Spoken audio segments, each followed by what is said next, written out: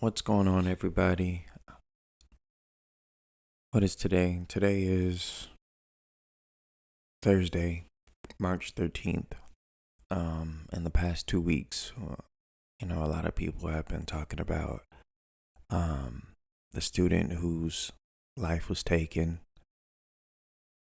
while pledging for a Divine Nine organization. The student's name was Caleb Wilson. There's been talks about it. It's been all over the news. Everybody's shocked. They're baffled that such a thing would happen. And it is a shocking thing. To me, I'm a bit jaded. I'm a bit jaded to it, honestly. And maybe that's a mechanism for me because I don't necessarily know how to feel, but I do want to share my perspective because I feel like I've seen a lot, I've heard a lot in the past 10 years, in the past 11 years since I started college, in 2014, and then transitioning out of college and being on the other side and seeing this incident take place. So I want to kind of give a little history,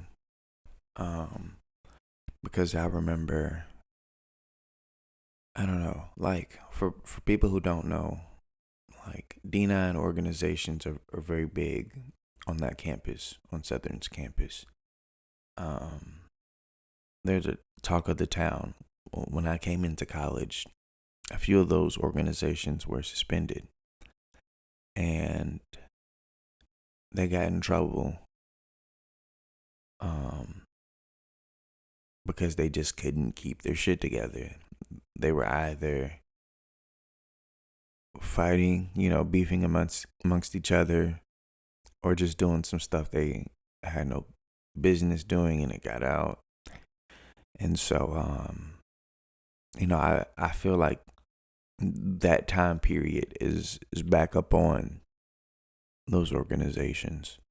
I think the reason why I'm so jaded is because I've kind of been in that process of going in and out, thinking about these organizations, especially when I was, at Southern. And I was highly interested. Like I wanted to learn more. They seem like a really cool way, to get involved with the community. They seem like a really cool thing to be a part of. And I was kind of sold on that. They seemed powerful. The administrators at the time were part of these organizations. And you would consider people who are out of undergrad and still part of the organizations, they join a thing called grad chapters. Basically, people working on, like master's degrees, doctorate degrees, or if you become like a life member to these organizations, right? And so, you kind of learn more about that process once you get in that atmosphere. But those organizations, you never really seen them on the news, handling anything. You saw a lot more of the undergrads getting in trouble, fights breaking out, shit talk. But it was to the point where it just got out of hand. And so, I digress, I guess. But 2014, I start college. I start seeing these organizations or people from these organizations. I end up going to what you call an informational. And it's basically like a tryout for, joining. But I'm a freshman at the time. The standards require the students to at least have a sophomore status. So I need about 30 or 60 credits. I need to have completed a year at the university before I can be a part of, you know, this club. But um, you soon come to find out that, and they call it a smoker, but basically that the informational is like you have to be on point right there. So usually it'll happen at night during the evening. Um, there's a dress code. People will tell you around campus what the dress code should be, and they'll even send out something, or you'll just hear it from somebody who's already, you know, in, and they'll tell you if you were like plugged in. But you go in, solid tie, solid suit, solid socks. You dress very conservatively, business professional. If you don't do that, and this is at least from a, how do I say it? This is at least from a male's, standpoint. So you dress in this business professional. If you don't, most likely they'll line you up outside before they even send you inside. If you don't wear any of those things, or you're just, you just tripping out, they send you away. You're done already. Like, you got to be on point from jump, right? So you go in, it's basically like a big meeting, but you get a chance to introduce yourself. You get a chance to learn who all the members are currently who are there. You get to learn who the president is, who all the different, points of the hierarchy that runs that organization or that chapter. But by that time, like I said, you got to be on point. So if you don't know anybody, from that organization beforehand, most likely it's going to be a very difficult time for you to join these organizations. Because you need references. You need about 2 or 3 people that you can, refer to. And this is just a standard, for people, that people need to know who want to join. So, it's very secretive. It's very secretive in nature. But it's very open. Like, you see these people out everywhere on campus. Especially if you're looking to join them, then you see more of them because you have to pay attention to who these people are. And man, it's really crazy because I think the year that I went to the smoker, the line got shut down. They call it a line, basically. If you're online, it means that you made it onto the process, and that you're completing the process to be able to officially be a part of this group officially. So I hope I've given you a little background, but and you're not supposed to tell people that you want to join these groups unless they have some type of direct involvement with you getting into these groups. So like I said before, knowing somebody that's in, knowing people that are in, or people that have been a part.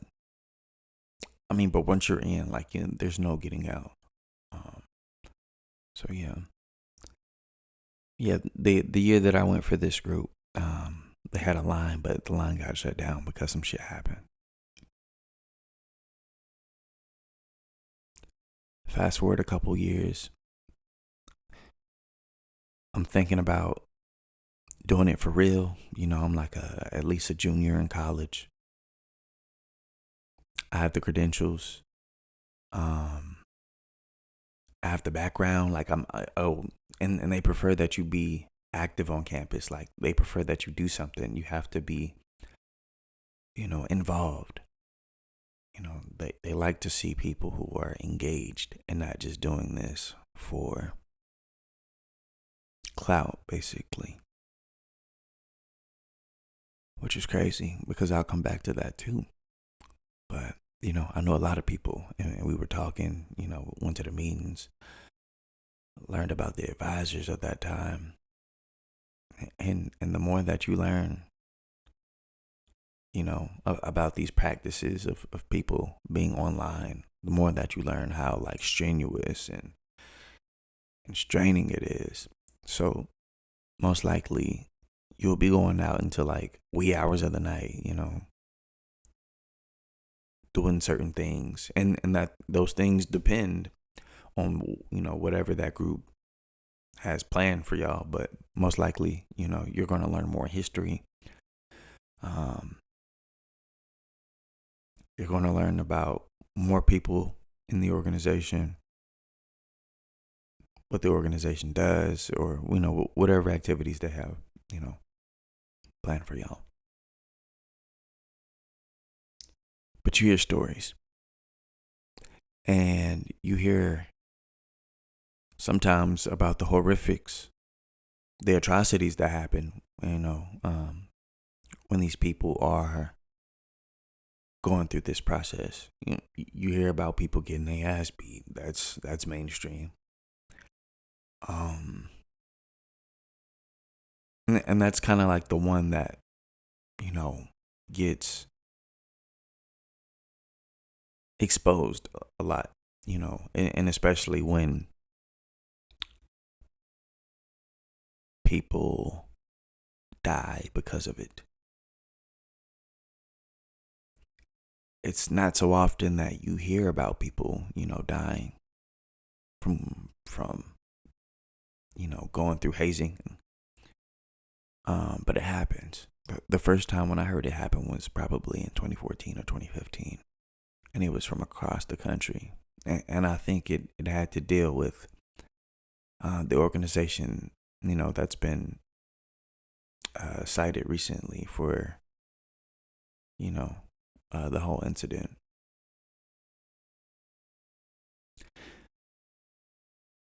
Just seeing how these things are handled in the public eye, I feel like it's a poor representation, just as a group, because the whole process is really secretive in nature.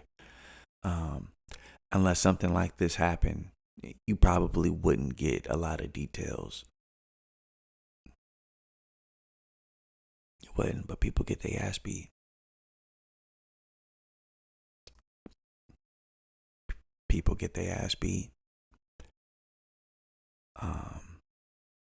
I have a lot of respect for individuals that I knew, coming up, but there were some shady things done in the background that I heard about.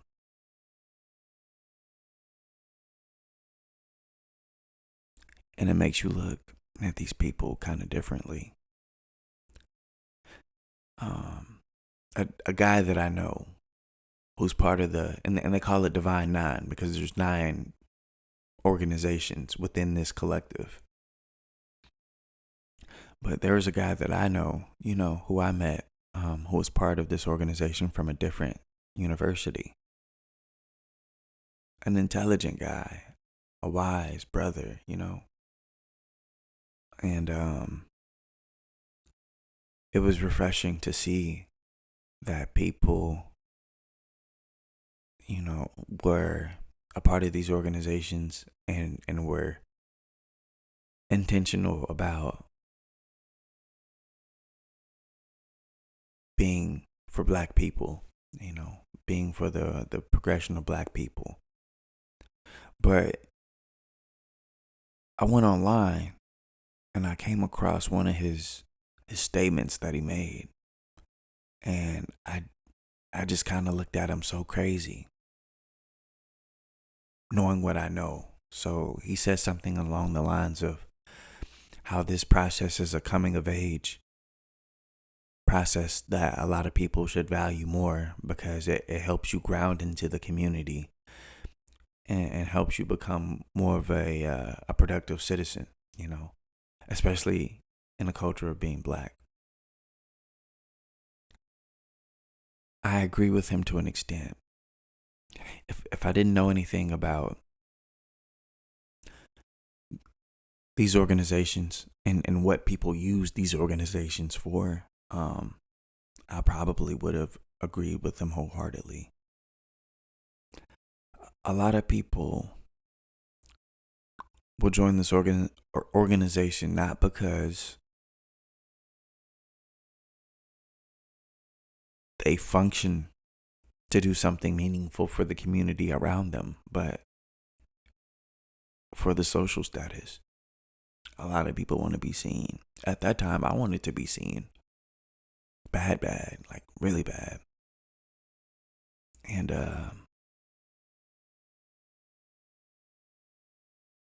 you know, after doing a little research, a lot of research actually, in that freshman year, it kind of planted some doubts in my heart about what was actually going on, you know, with these organizations. You see a lot of people coming out, you know, denouncing their allegiance after a while.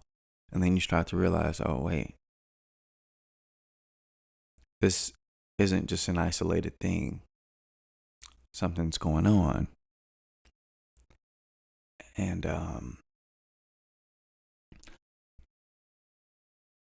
I think a lot of people experience trauma in these processes that they're not allowed to talk about, or else they're looked at in a weird way, like they might be looked at as crazy, or B, you know, they're willing to deal with that trauma to get this status, but they come out on the other side fucked up. And it's not just physical abuse that people go through. Sometimes it's sexual abuse. I'll keep it real.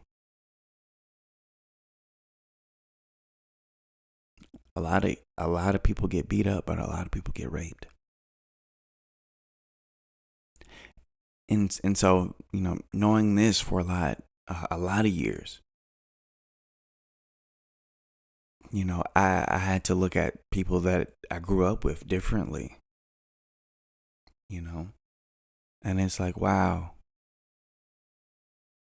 like as men, you were willing to throw away your manhood for this status.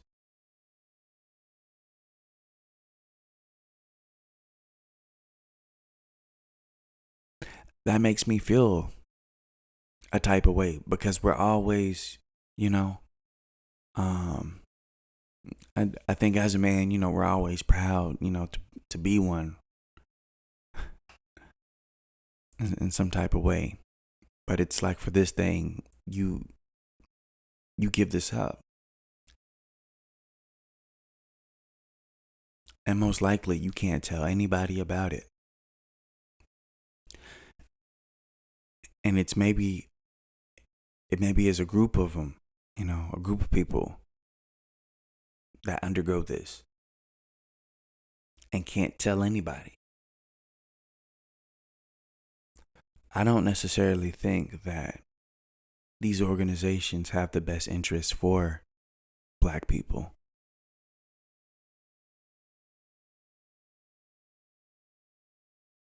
Not like this. You mean to tell me you want to make me into a productive citizen? This is supposed to be a rite of passage, and I'm getting something taken away from me of that value. At what cost? I become a man, but at what cost? You beat the shit out of me for what? You know what I'm saying? It's not worth it. it's not worth it.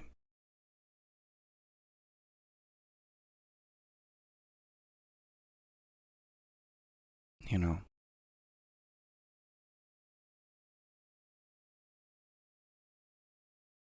I feel sorry for that brother Caleb, because if he would have known this would have cost him his life, I'm pretty sure he wouldn't have undergone that process.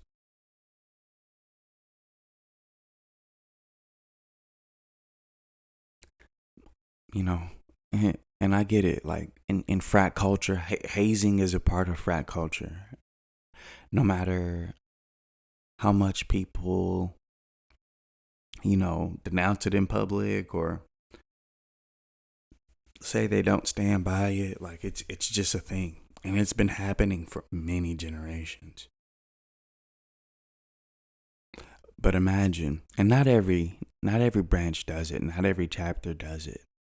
But imagine the amount of people who got their ass whooped, who got abused, and just don't have a a proper way to talk about it outside of the people who underwent those same processes. And now it's just them, fucked up, moving through this world fucked up. Honestly, I assume that a lot of people who are part of these organizations still have pride. And not everybody does it. A part of me just wants to say, oh, to each his own, like that's y'all business. But I think it becomes a different thing when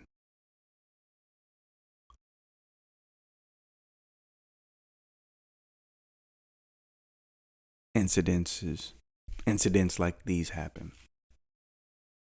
So it's hurtful. Um, as a person that was once interested in these organizations, you know, and to see somebody not be able to reap the benefits of their hard work and determination, because not only, do you get hazed, but like you end up sacrificing a lot of your identity. Like you don't have a social life once you're part of that process. Your friends barely see you. Like if you're not in class, you either sleep, doing homework,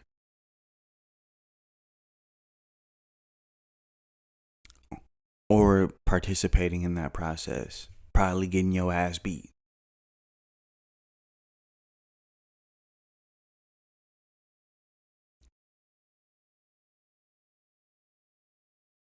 You know, I had a few roommates. Only time I seen them after a while, shit, and they might come in probably 3 or 4 o'clock in the morning. Then I gotta get back up and hit right to the fucking class, and maybe they have a 7 o'clock class, and they're doing that for like days on end. And that's the thing too. Like some processes maybe might last a month, others might last a year,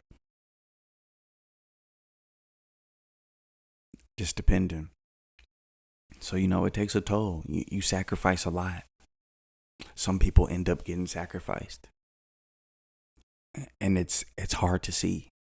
You know, especially at this point. People are just trying to defend themselves, trying to cover their ass, but somebody's dead. You know.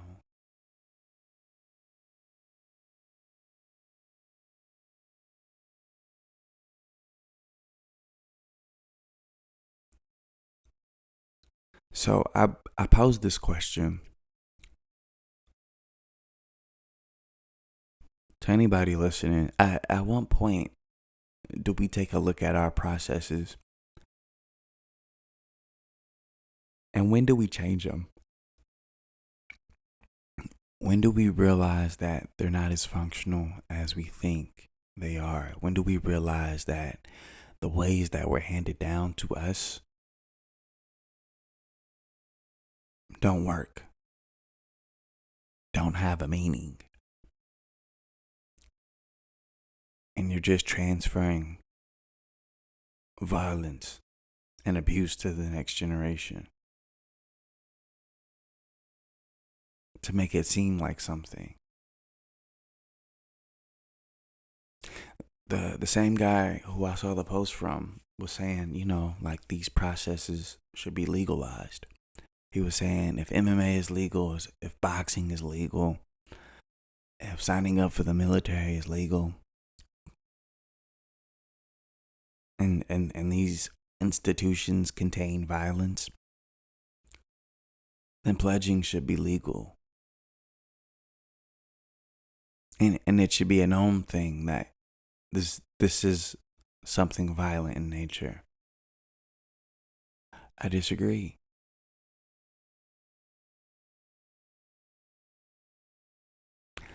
Not only do you undergo this abuse, but you also pay money. Probably up to $2,000, $3,000 to be a part of these organizations. You pay money.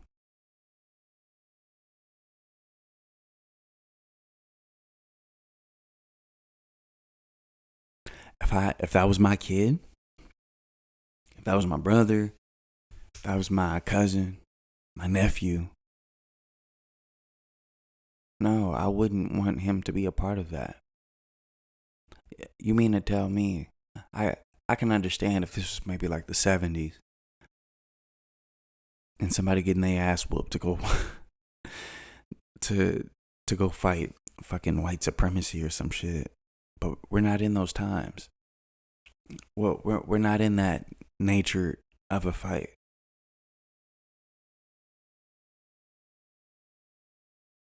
It doesn't require that.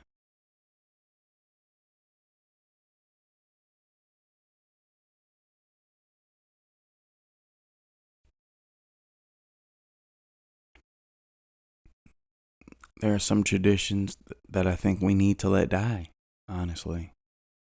Or if we don't get rid of them, they need to be refined heavily to counteract on that brother's point.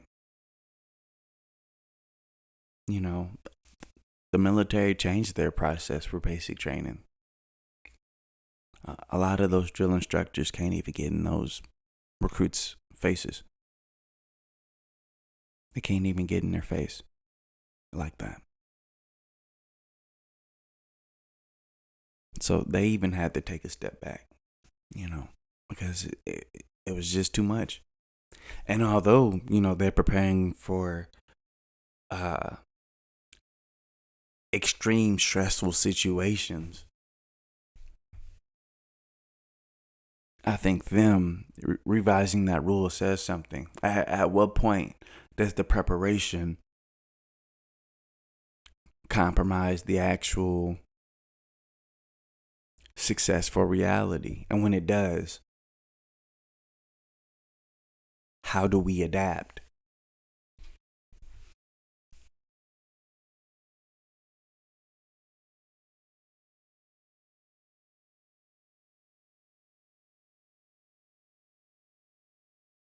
You know, um, yeah, I think it's okay to be accountable in that way. They fucked up. Let's call a spade a spade. They fucked up. And that's okay. It's not okay, but you have to take accountability of the things that happened, and you have to move forward knowing that that might not ever be the same. You might have to live with the fact that this incident might shut down your chapter, and you have to be okay with that. And that's what I mean.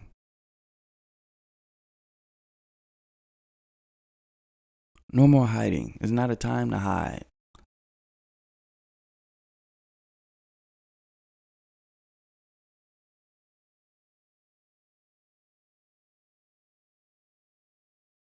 You know. Um, Once again, prayers go out to that family, the family of Caleb Wilson. Um, I hope that the organization that he was vying to be in reflects deeply on its culture. I hope the people directly involved reflect deeply on themselves. You know,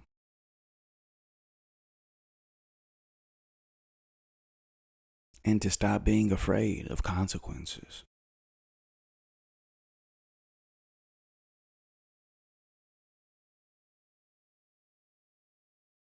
Somebody did too much.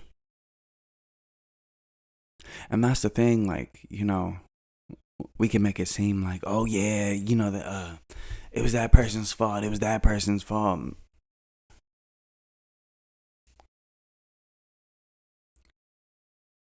But I question their trauma. I question the trauma that was handed down to them to make them do that. I wonder what type of abuse that they went through.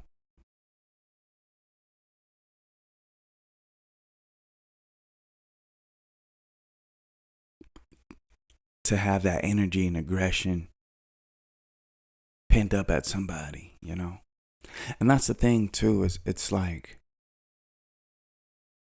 you're in college. It's a point in time where you're getting hit with a lot of information. Um, you're changing, your identity is changing, your perspectives are changing, your relationships are changing, your body's changing, but you're still really fresh to the world. And so, it hurts. It hurts. There's already a lot of people who question, the functionality of these organizations, myself included. And my questioning came not only when I heard about a lot of people denouncing, you know, these organizations after joining, like right after they get initiated, but for a lot of people who, from back in the day, even were who were a bit more progressive in their approach and tried to have change for Black people, and then told that they couldn't when they were given the impression that they could, that this organization stood for Black people.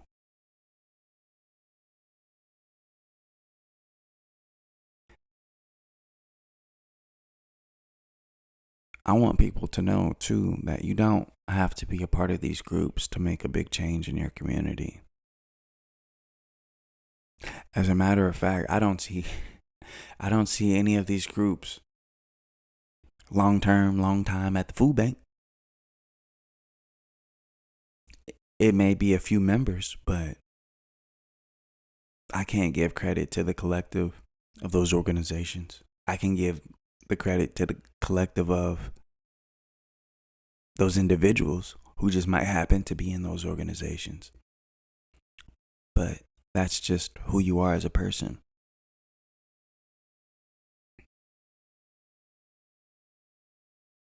You know, I think,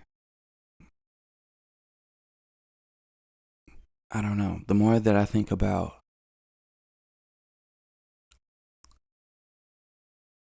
the participation of black people in today's society, the more I think about how we just get taken for roller coaster rides. Real talk, like But every day, and it's exhausting, that we can't really be our fullest selves, or find room to find a fuller version of ourselves without having to deal with some bullshit just because bullshit want to be bullshit. Um, the places that we think that we can find greater versions of ourselves that are empowering are the ones that are taking advantage of us, which messes up our trust even further. You know,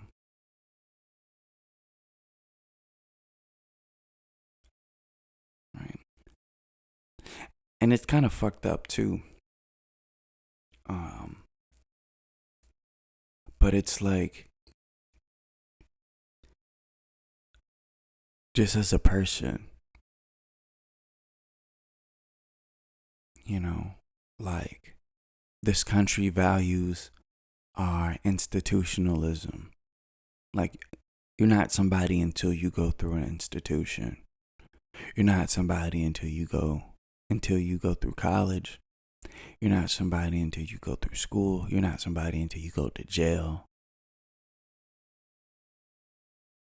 Unless you're part of a known organization.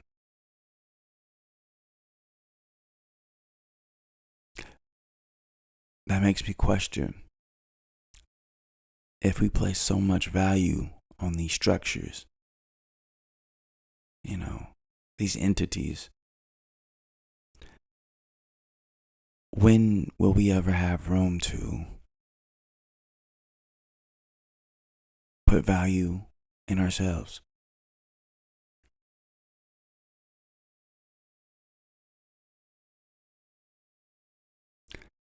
I think we just have to take a deeper look in ourselves and stop chasing reputation.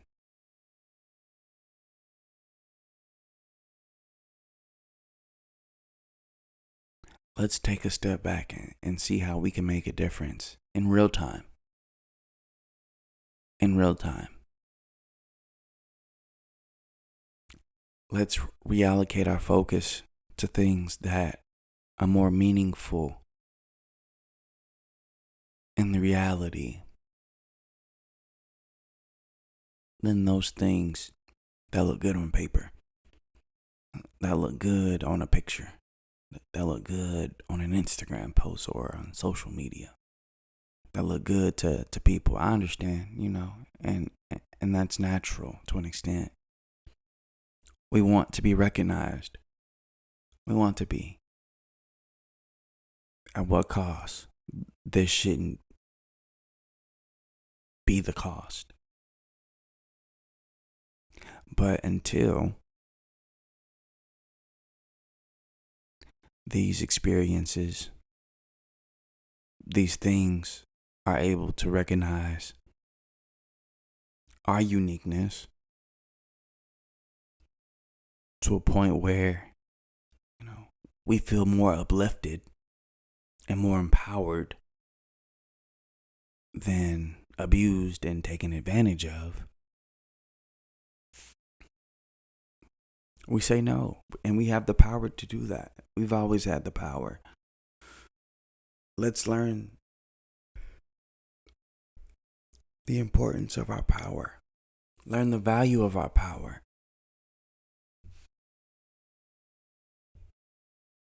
So if something needs to be refined, then we lean to that until everybody else goes to figure it out. And we stop getting caught in these traps. For those people who've been doing right, keep doing right. Just don't turn a blind eye. Challenge your brothers and sisters who are in those organizations, who might have those antiquated beliefs of abuse.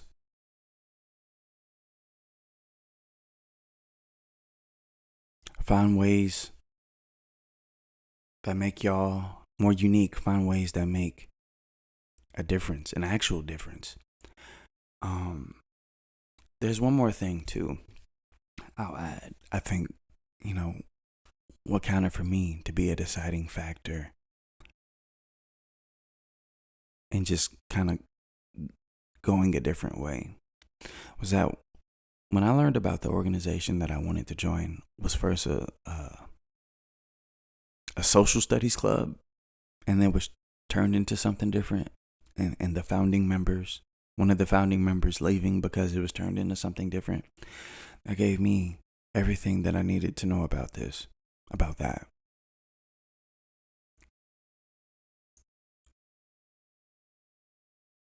Let's stop chasing status. Let's stop it. You know why? Because at the end of the day, that's not going to mean nothing to nobody. Once it's time to send you somewhere. Once it's time to send you somewhere, it ain't going to mean nothing to nobody. You going to be niggified nigga. You know, and I don't mean to laugh at the severity of this, but it's true. You know,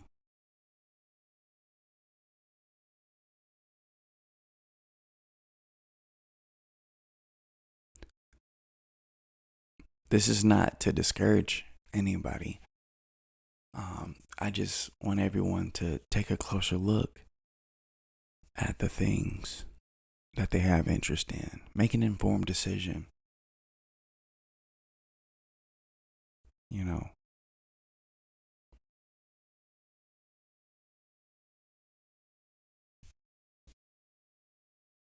make an informed decision. Make the decision for you. Not because you want to get looked at in some special way, not because you want attention, not because no. Go in to make a difference. And if you see that there's some negligence happening, don't put up with it. Don't put up with it. I think, as much darkness as this has surrounding it, I see a beautiful opportunity to really transcend.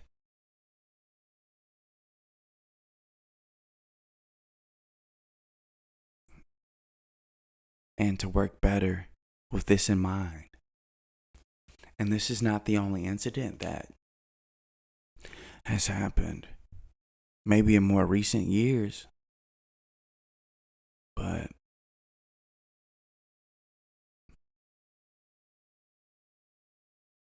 this happens all over the country.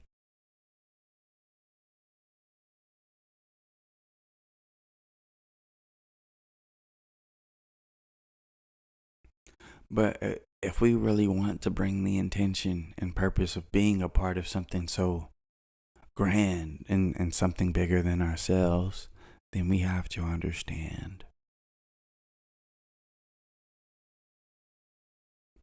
It's not just about keeping the group alive. No, what does the group do? If the group isn't doing the thing that it was made to do, then the group don't need to be the group.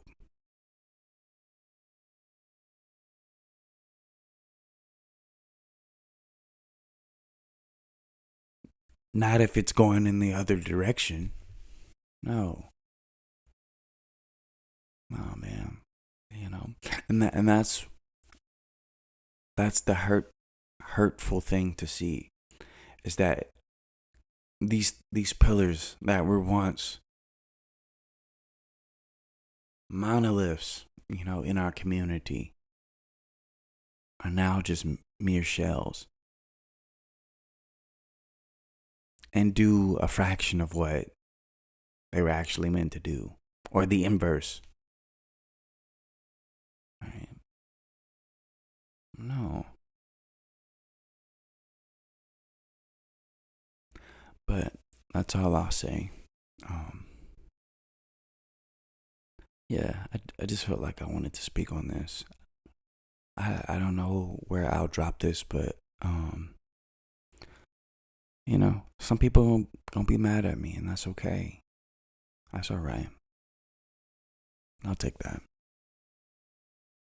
But I don't know. I just see a lot of respectability, and we don't need respectability right now.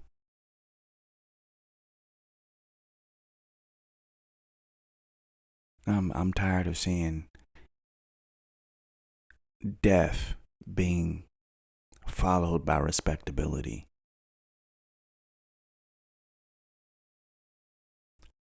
I hope that we all learn from this, and that we honor this accordingly,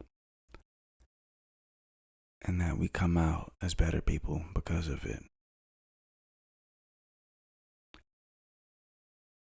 So, you know, um, to the guy who I saw, that was posting, I want you to continue to speak your truth, because as much as I disagree with it, I'm learning, you know.